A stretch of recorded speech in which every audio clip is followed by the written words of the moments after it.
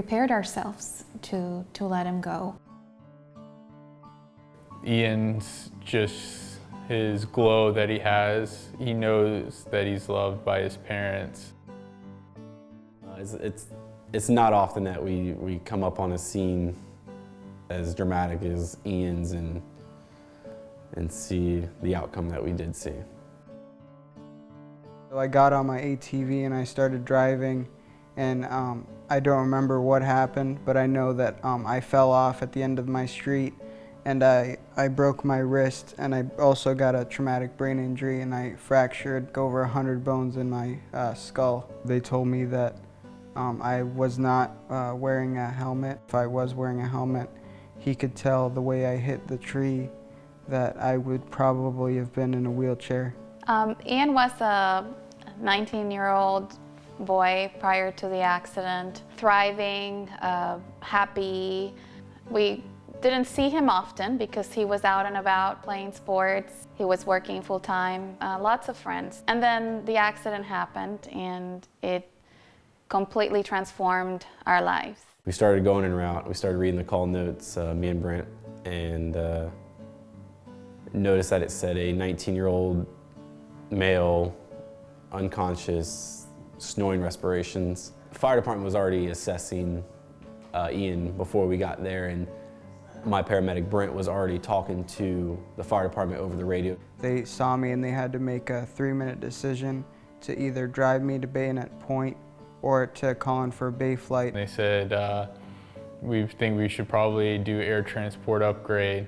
You could see that he had multiple skull fractures. It was textbook basilar skull fracture. We don't have a sense that life can completely change for you in a matter of seconds, but that's truly what happened to us the day we received that phone call. I went to the truck and got all the IV supplies. We got all the intubation setups and just got pretty much the truck ready for when they put him in the back so we could do everything before the helicopter landed.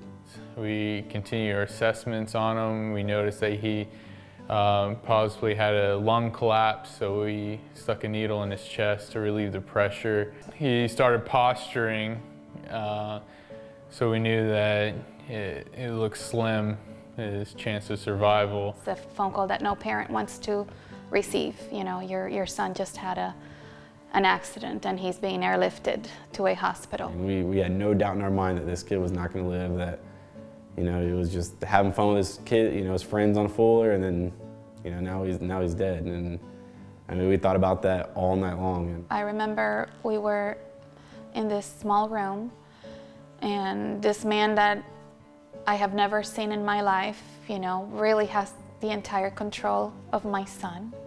I think as a parent, that's the hardest thing to do, is to truly surrender to something that you can't control. He told us that Ian had had a traumatic brain injury and that he was not going to survive the night. And that was the first of 4 times that we had to say goodbye to him. He had so many fractures that they were not able to count them. And it stated in the report, you know, he had fractures, innumerable fractures behind the orbit of his eyes, in his skull, in his cheeks, in his mandible.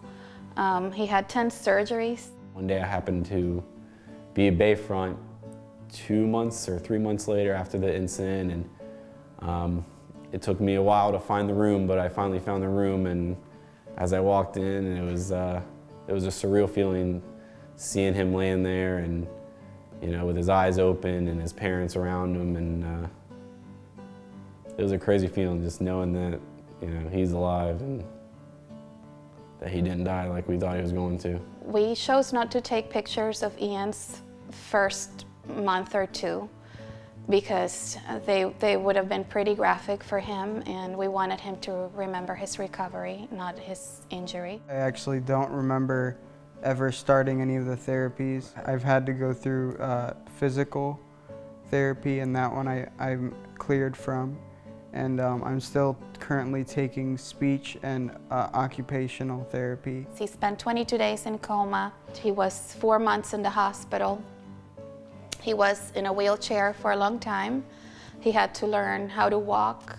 He had to learn how to eat. He had to learn how to think. He had to learn how to communicate. One of the first things that we did after he came back from the hospitals was to visit Brent and Jay and thank them for what they did. It's a good feeling that, that they do thank us and that they do want to keep in touch with us, but it's not us. I didn't save his life. Someone upstairs saved his life. And one day I was at work coming into shift and this kid walked over to me and he's like, "Hey, do you remember about a couple months back a kid that got in a four-wheeler accident?" And I'm like, "Yeah, I remember that." He said, "That was me." I was so shocked that I thought I would never see him again. Just to see his legs working he was posturing with on scene, so I never thought he'd walk again. Everything that they decided to do and everything that they did was really crucial to my survival. I pray to God every day, thanking him for saving my life, and I also pray for Brent and Jay. It just started a relationship that I know it's going to be there forever. How can you ever thank someone enough for saving the life of your son? There's just no